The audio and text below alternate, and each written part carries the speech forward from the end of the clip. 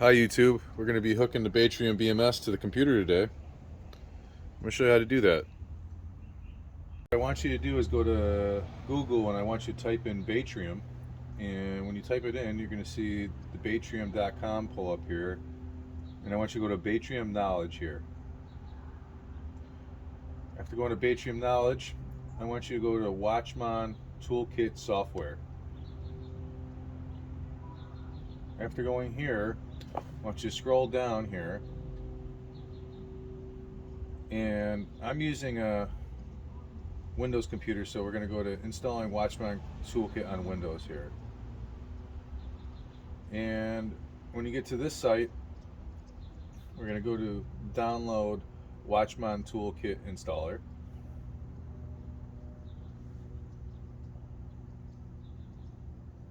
And you're going to go right here.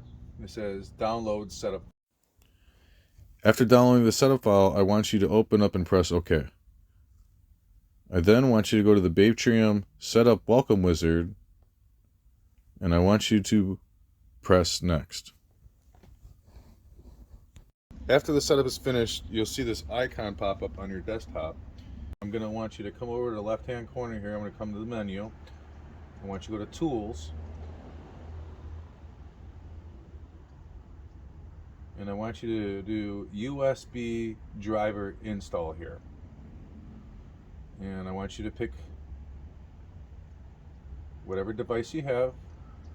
I have the WatchMon Core, and then I want you to hit yes and install the driver for the USB. After installing the driver, I want you to come over, plug the USB in, and as you see, it should recognize here everything. We're going to upgrade the firmware now. What you're going to want to do is come over here to the menu, and we're going to upgrade the firmware. Go over to Tools, Firmware Updater. It should populate itself here. As you see, it verified, and I want you to upgrade. And you can see the firmware was automatically upgraded and it's successful here. I want you to X out of that. I want you to restart the program. Now with the firmware upgraded, we're going to move on to the next step. After upgrading the firmware, you can see it's checked here. I then want you to go to the setup wizard here, and I want you to press I understand. When you get here to the wizard setup tool screen here, I want you to put the type of battery you have in. Mine, I'm putting LifePo 4 Long Life. And the cell mod type, mine's a Cellmate 9. And total devices I have is 8. The shunt type I have is a ShuntMon 2000 amps. And the capacity of my battery is 1960 amp hours. After putting all your settings in, I want you to hit save, and it's going to pull up your PIN code. Your PIN code is going to be on the back of your device. After saving everything, you're going to see that it says success. I want you to unplug the power sources. After plugging everything back in, you can see cell voltages are displayed and that the BMS is working. I want you to now come over to your checklist here, and I want you to go to device sync. Since I have less than 16 cells, I'm going to want to do device sync. Batrium says to do a device sync anyways.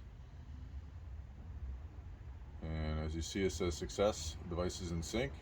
We are now going to set the Wi-Fi up. I want you to go up to the menu, I want you to go to Tools, and I want you to go to the Wi-Fi here, and I want you to enter your PIN code. After putting your PIN code in, it's going to scan Wi-Fi here.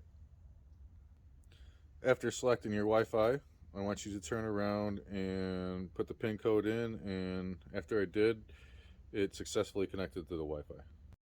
The Batrium BMS Power Center is now operational and fully functional.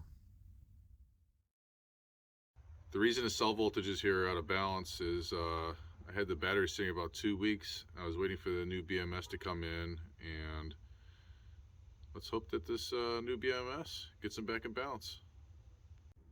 This concludes my videos on installing the Batrium BMS Power Center. If you like my videos, like and subscribe. Thanks for watching.